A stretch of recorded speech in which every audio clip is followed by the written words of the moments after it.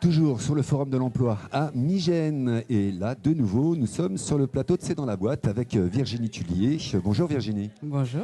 Alors vous êtes, vous, coach de vie, praticienne bien-être. Tout à fait. Vous êtes actuellement donc sur le salon, vous êtes sur la scène là-bas. Voilà. Oui. Alors est-ce que dans un premier temps, vous pouvez m'expliquer ce qu'est un coach de vie et une praticienne bien-être? Alors, c'est large, j'imagine. C'est très très large. Ça dépend de chaque praticien en fait. Mais à la base de la base, c'est aider tout le monde, chacun, à être qui il est à l'intérieur et de développer ses compétences et son potentiel. D'accord, ok. Voilà. Ça, c'est expliqué d'une manière très synthétique. Oui. On va rentrer un petit peu dans le détail. Oui. Par exemple, qu'est-ce que vous faites là sur la scène là-bas? Comment ça se passe? Vous les recevez? Alors, quelle est Là, aujourd'hui, je suis là pour les accompagner à se présenter et à gagner confiance en eux, gérer le stress et les émotions. D'accord. Par des techniques de respiration très simples, de l'écoute et de la mise en confiance. Très bien. Donc ça, c'est peut-être juste avant un entretien d'embauche ou avec une formation. C'est pour qu'ils soient bien contrés, préparés. Préparés. Alors c'est quoi les techniques? C'est le regard, c'est on le baisse pas regard, les yeux. déjà la confiance en soi, la connaissance de soi. Pourquoi est-ce que j'ai confiance en moi? Qu'est-ce qui fait que je suis quelqu'un avec du potentiel? Que je peux me démarquer des autres. Donc, c'est des petits mots, des petites choses à transmettre. Et puis, c'est la posture, comment je me tiens face à l'employeur, comment je le regarde. S'il y a des choses que je ne connais pas, on a le droit de dire qu'on ne sait pas aussi. Donc, c'est être en confiance avec les choses qu'on ne connaît pas, parce qu'on ne peut pas tout savoir. Et puis, c'est la respiration, comment est-ce qu'on prononce les mots, se faire comprendre. Quoi. Alors, j'imagine que vous travaillez, par exemple, avec des organismes comme la Mission Locale ou d'autres organismes. Quels sont les organismes ou tout simplement des entreprises, peut-être, qui font appel à vous? Comment ça se passe? Alors, ça dépend. C'est surtout pour la QVT, donc la qualité de vie au travail, que j'interviens en entreprise, sur des massages, sur la gestion du stress. Ça, c'est la partie bien-être. Oui, la partie bien-être, de l'hypnose. On fait aussi de la gestion de conflits, du management, tout ça. Voilà. Et sinon, pour les particuliers, je fais du coaching de vie, de la mise en confiance et la relation de moi à l'autre. Alors j'imagine que ça ne se passe pas sur 5-10 minutes comme là vous pouvez le faire. Non. Alors là vous donnez des petites ficelles, j'imagine, qui vont les aider, mais ça se passe sur une durée beaucoup plus longue. Ce sont des programmes en général de 5 à 6 séances. Ah oui, d'accord. Qui durent à peu près? Qui durent en général 6 mois. Enfin, la séance dure 2 heures et ça dure en général sur 6 mois parce que le cerveau a besoin de ce temps-là pour accueillir, accepter, intégrer et mettre en place le changement naturellement. D'accord, moi je dis digérer tout ça. Non mais on peut utiliser ce terme-là aussi. 6 mois quand même, ça fait 6 mois, un accompagnement assez long. Oui. Oui, mais en même temps, un accompagnement où après, on peut voler de ses propres ailes. Voilà, on va pas. Les personnes souvent me disent si on continue, non en fait. T'as plus besoin. Il n'y a plus besoin. C'est concentré, c'est en général souvent même tout le temps efficace. Et les personnes peuvent ensuite s'envoler. Alors quel type de formation faut avoir pour pratiquer ce que vous faites? J'en ai fait plusieurs mois. Après, chacun dépend, comme c'est pas un métier qui est réglementé par l'État. Moi, j'ai fait une formation de coach de vie, coach professionnel, coach en psychogénéalogie évolutive.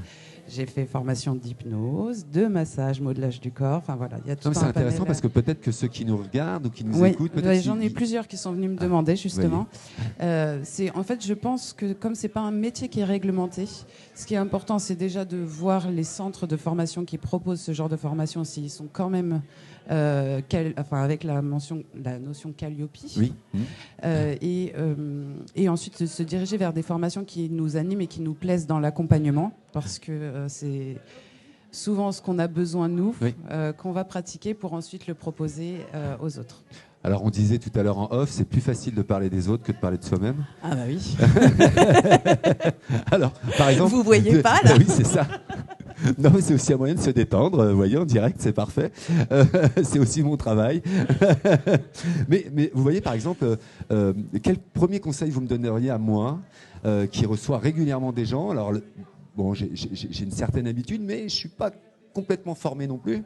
Il y a des choses qui me manquent. Quel conseil vous me donneriez quand voilà, je connais pas forcément la personne qui est en face de moi, j'ai pas forcément très bien travaillé ma fiche, par exemple.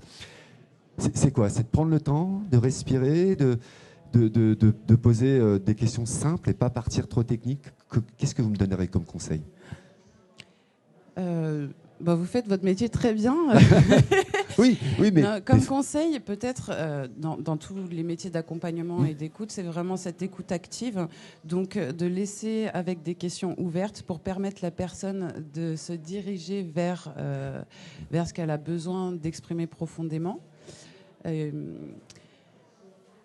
regard est très important. Et les temps de silence aussi. Du coup, ça offre une ouverture à des choses qui pourraient être improbables.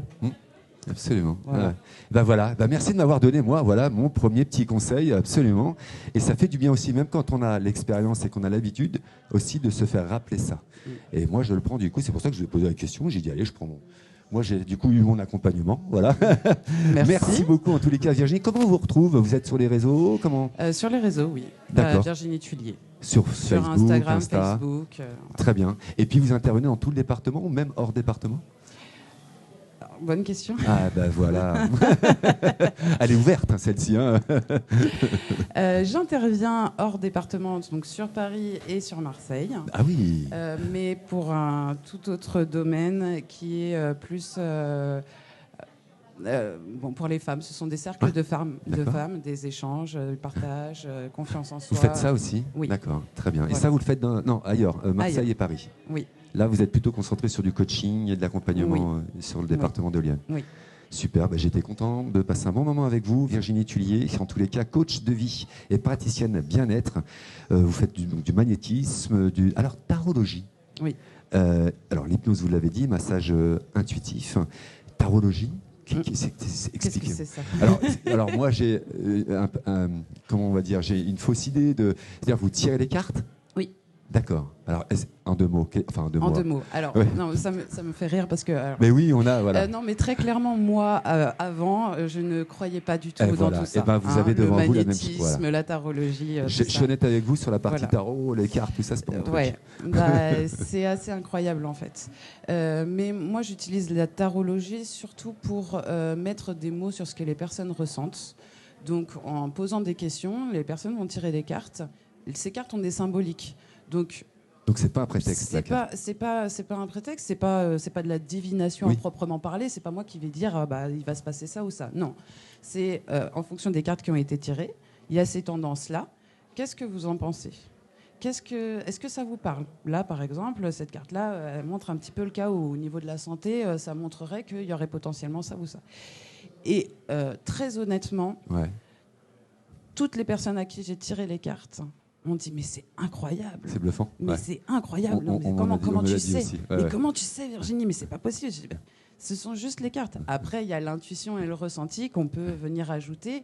Et du coup, mon métier de coach qui reste le conseil et l'accompagnement. Bien sûr. Mais pour moi, la tarologie, c'est vraiment une aide pour mettre des mots sur des ressentis qu'on ne s'expliquerait pas forcément à l'intérieur. Et ensuite, voir si oui ou non la personne se sent en cohérence avec ça. Écoutez, voilà, va falloir que je le fasse parce qu'effectivement, moi aussi, je suis pas très convaincu, mais il faut à mon avis, le pratiquer. Très bien. Merci Virginie Tullier, coach de vie, praticienne bien-être toute la journée. Elle est jusqu'à 16h ici. N'hésitez pas à aller la rencontrer. Et puis, si vous avez des problématiques effectivement de confiance en vous, ou si vous avez besoin de préparer. Je ne sais pas, vous passez par exemple votre bac, par exemple. Oui, voyez, oui. La prise de parole en public, en effet. Exactement, n'hésitez pas à aller la rencontrer, elle peut vous aider. Merci Virginie. Avec plaisir, merci à vous. Et on se retrouve tout à l'heure et on va discuter avec monsieur le maire et le président de la mission locale de Migénois et du Jovinien. À tout à l'heure.